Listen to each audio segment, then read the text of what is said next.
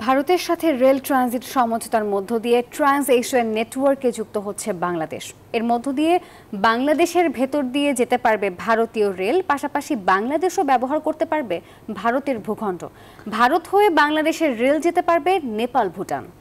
আর ভারতের ভূখণ্ড ব্যবহার নেপালে, ভুটানে যেতে পারা নিয়ে যে ধোঁয়াশা ছিল তা পরিষ্কার করলেন রেলের সচিব এবং ডিজি।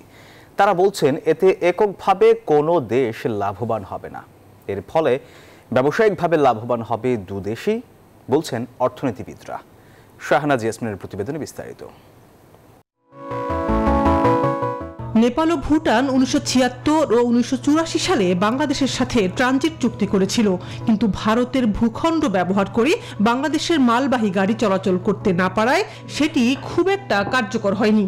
এখন ভারতের সাথে সমঝোতার কারণে নেপাল ও ভুটানের সাথে পূর্বে হওয়া চুক্তি কার্যকর হওয়ার সম্ভাবনা জেগেছে। ভারতের সাথে স্বাক্ষরিত 10টি সমঝোতা স্মারকের মধ্যে রয়েছে রেল ট্রানজিট। সম্প্রতি প্রধানমন্ত্রী শেখ হাসিনার ভারত সফরে এ নিয়ে দুদেশ একমত হয়েছে। ফলে বাংলাদেশের ভূখণ্ড ব্যবহার করে রেলপথে ভারত সরাসরি উত্তর পূর্বাঞ্চলের রাজ্যগুলোতে পণ্য পরিবহনে সুবিধা পাবে।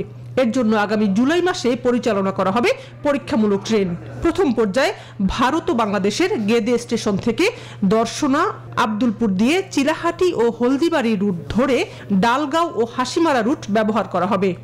নতুন এমওইউ হওয়ার ফলে আমরা হাসিমারা, ভুটানের কাছাকাছি, যে সেখানে হাসিমারা পর্যন্ত যাতে আমাদের ভবিষ্যতে আমরা ট্রেন চলাচল উন্নত করতে পারি সেই কথাগুলো আছে, এবং নেপালেরও তাই। রেলপথের ভিন্নতা থাকায় বেনাপোল থেকে টঙ্গী হয়ে আগরতলা, ত্রিপুরা রুটে এখনই ট্রানজিট পাচ্ছে না ভারত। তবে এই রুটে ডুয়েল গেজ রেল লাইন নির্মাণের সম্ভাব্যতা এর মধ্যে শেষ করেছে বাংলাদেশ।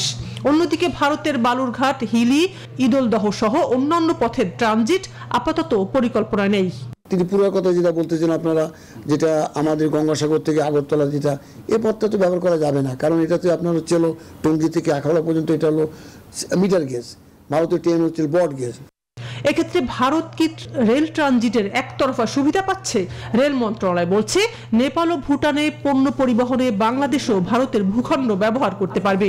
এর মধ্য দিয়ে ট্রান্স এশিয়ান নেটওয়ার্কে যুক্ত হচ্ছে বাংলাদেশ।